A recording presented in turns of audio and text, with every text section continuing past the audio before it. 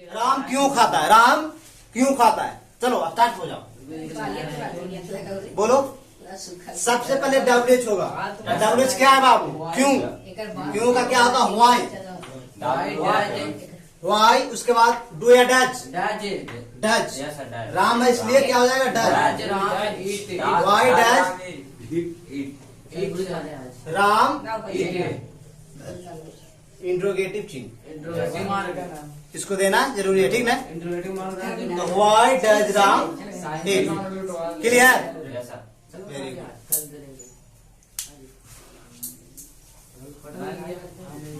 चलो बैठ जाओ, बैठ जाओ।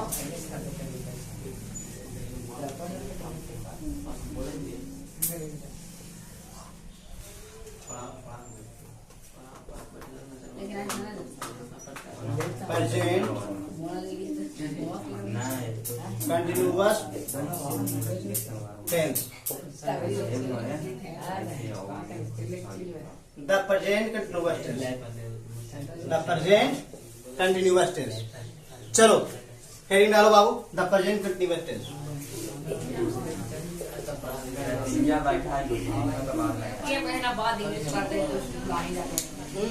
बस अब कंटिन्यूटी रहेगी। देखो सबसे पहले इसकी पहचान लिखी जाती है। पहचान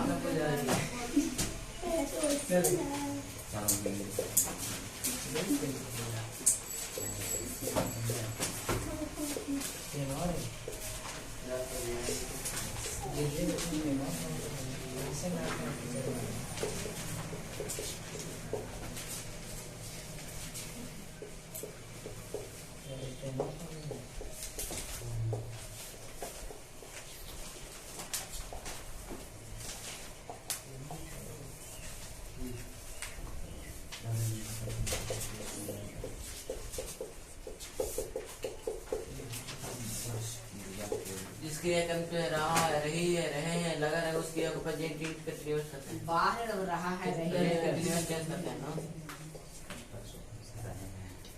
इसमें बीन का प्रयोग होता है, वैसे ये होता ना है, नोट के साथ बीन का प्रयोग होता है। ये लास्ट में लगाए था मैं। और जिस पढ़ने सृष्टि का मास्टर सृष्टि का प्रेजेंट पढ़ने जाओ। चलो स्ट्रक्चर, इसका स्ट्रक्चर देखो। पहले सबको हिंदी इसका पहचानने का नियम मिलेगा। जिस हिंदी वाक्य के अंत में रहा है, रही है, रहे हैं इत्यादि लगा हुआ रहे उसे present continuous tense. Subject plus शांत रहो ना। अगर नहीं बुझाता है तो शांत रहो, हम यहाँ पे हैं। नहीं बुझा ऐसा जिस हिंदी के ना जिस हिंदी वाक्य के अंत में हम गलत बोले थे। रहा है, रही है, रहे हैं इत्यादि लगा रहे उसे प्रेजेंट कंटीन्यूअस टेंस कहते हैं। सबसे पहले लिखेंगे subject plus is am are. इसको एक ध्यान दो यहाँ पे, इसको वर्ब टू बी बोलते हैं। Verb to B.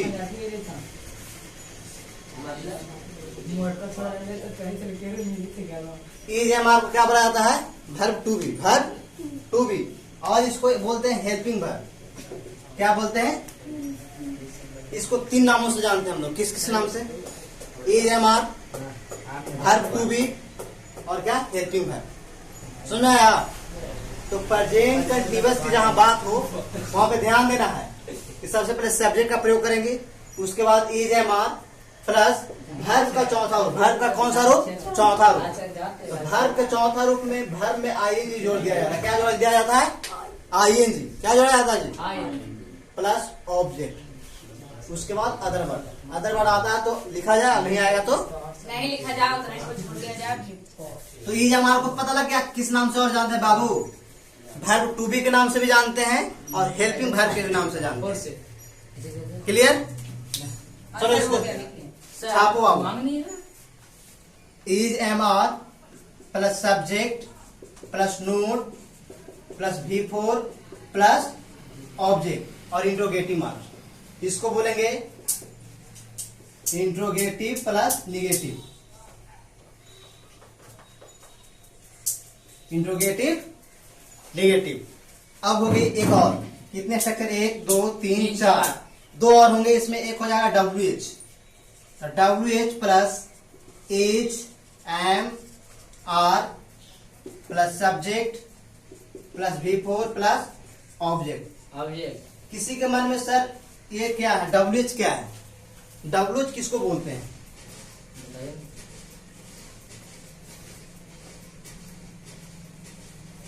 WH क्या, तो इसके बारे में थोड़ा चर्चा कर लेते हैं। WH को देखो, इंट्रोगेटिव को क्या बोलते हैं, प्रश्नवाचक बोलते ना है।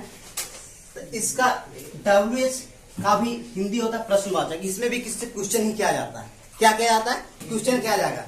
जैसे कि राम क्यों जा रहा है, राम क्यों जा रहा है। लेकिन क्यों, कब, कैसे, ये सारे जितने भी वर्ड हैं आपको WH के अंतर्गत आएंगे। लेकिन कब, उसका भी एक उचित स्थान है।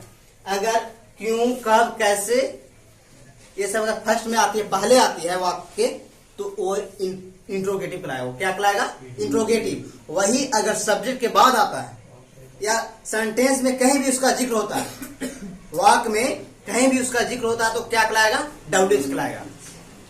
कोई भी सेंटेंस में अगर क्यों, कब, कैसे का जिक्र अगर बीच में होती है, सब्जेक्ट के बाद होती है, या सेंटेंस में कहीं भी होती है, तो क्या कहलाएगा, वो WH सेंटेंस कहलाएगा। क्लियर?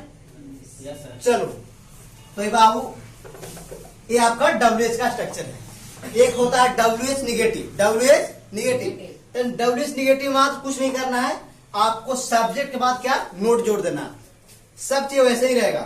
WH पहले आएगा plus is am are plus subject, इसमें एक विशेष जुड़ेगा, सिर्फ नोट जुड़ जाएगा। क्या जुड़ेगा बाबू, नोट। उसके बाद V4 वैसे ही रहेगा, V4 आ जाएगा।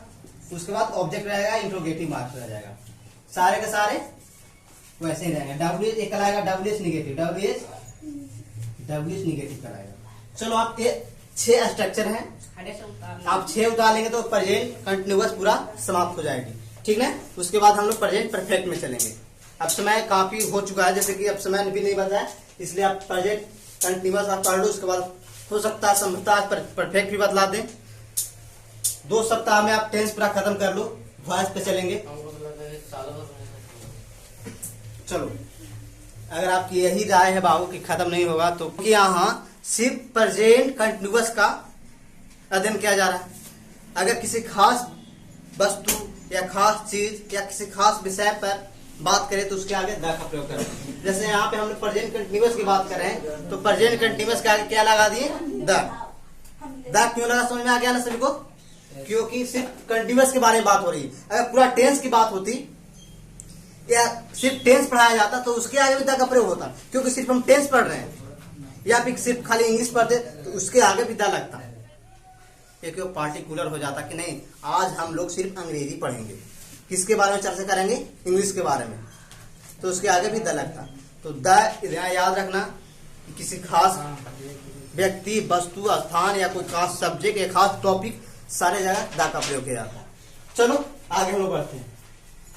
सबसे पहले प्रेजेंट कंटिन्यूअस टेंस की पहचान करने का यही नियम है, जिस हिंदी वाक्य के अंत में रहा है, रही है, रहे हैं इत्यादि लगा रहा है, उसे प्रेजेंट कंटिन्यूअस टेंस कहते हैं। और इसमें अंग्रेजी में आप देखोगे इसका हिंदी एक्शन कैसा दिखा है बाबू, रहा है, रही है, रहे हैं। आप एक वाक्य में जाओगे तो उसका हिंदी एक्शन, एक्शन यानी भव, उसका हिंदी भव किस तरह से दिखाई देगा बाबू, रहा है, रही है के फॉर्म में आएगा, तो उसको क्या कहेंगे, प्रेजेंट कंटिन्यूअस कहेंगे। क्लियर? आगे देखो, जैसे राम खेल रहा है, राम लास्ट में क्या आ रहा है बाबू, रहा है, तो आप जान गए कि प्रेजेंट कंटिन्यूअस का है। सीता गा रही है, लास्ट में क्या आ रहा है, रही आ रहा है। हम लोग जा रहे हैं, लास्ट में क्या आ रहा है, रहे हैं आ रहा है। तो रहा है, रही है, रहे हैं, आगे क्या हो गया, प्रेजेंट कंटिन्यूअस हो गया।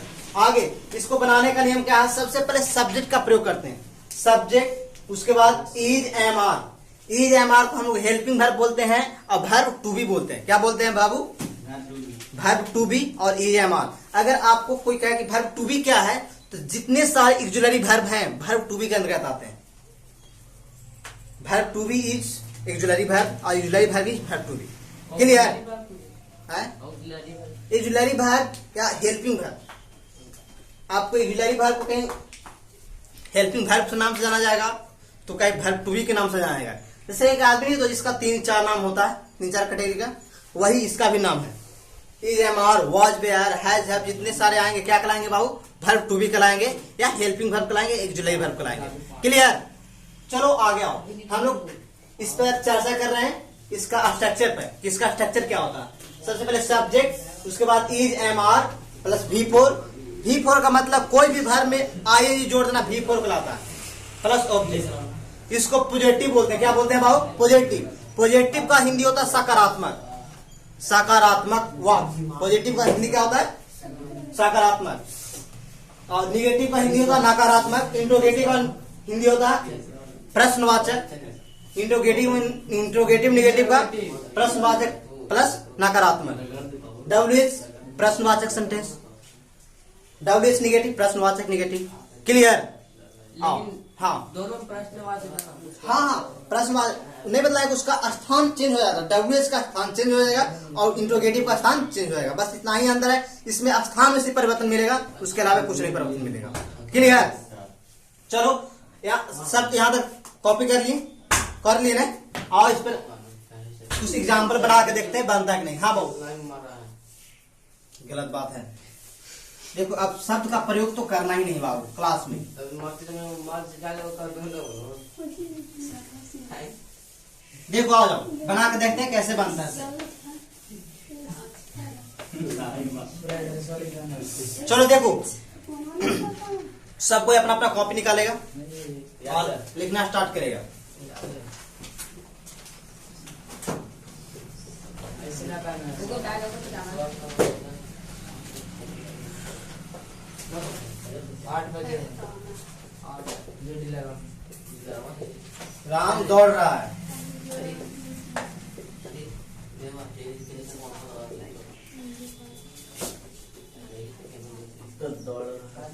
सीता पढ़ रही है।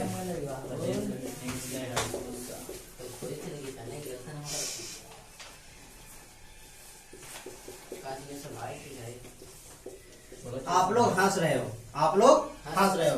रहा है, रही है, रहे हैं, आ गया ना बाबू। इन सारे को आप 6 फॉर्मेट बनाओ, उसके बाद हम आ जाएंगे प्रेजेंट परफेक्ट पर आ जाएंगे। चलो उतारो इसको।